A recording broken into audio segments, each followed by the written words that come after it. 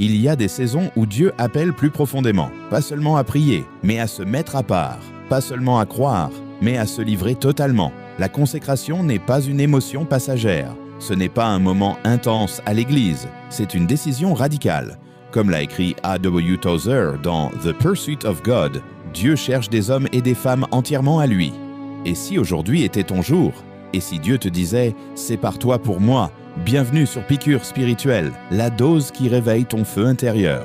Comprendre ce qu'est la consécration. La consécration signifie se mettre à part pour Dieu, se donner entièrement, lui appartenir sans réserve. Romains 12, 1. Offrez vos corps comme un sacrifice vivant, saint, agréable à Dieu.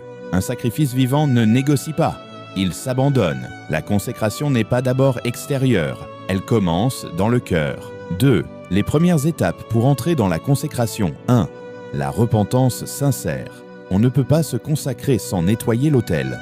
2 Timothée 2,21. Si donc quelqu'un se conserve pur, il sera un vase d'honneur. 2. La décision personnelle. Daniel n'a pas attendu l'approbation des autres. Daniel 1,8. Daniel résolut de ne pas se souiller. La consécration commence par une résolution intérieure. 3. Une vie de prière et de parole. Sans intimité, la consécration meurt. Jacques 4,8. Approchez-vous de Dieu, et il s'approchera de vous. 4. Se détacher de ce qui pollue l'esprit. Tout n'est pas péché, mais tout n'édifie pas. Corinthiens 1,10-23. 3. Ce que produit la consécration. Une autorité spirituelle, une clarté dans le discernement, une sensibilité à la voix de Dieu, une vie qui porte du fruit. L'histoire du réveil d'Azusa Street, Revival, nous montre que Dieu agit puissamment à travers des hommes et des femmes séparés pour lui.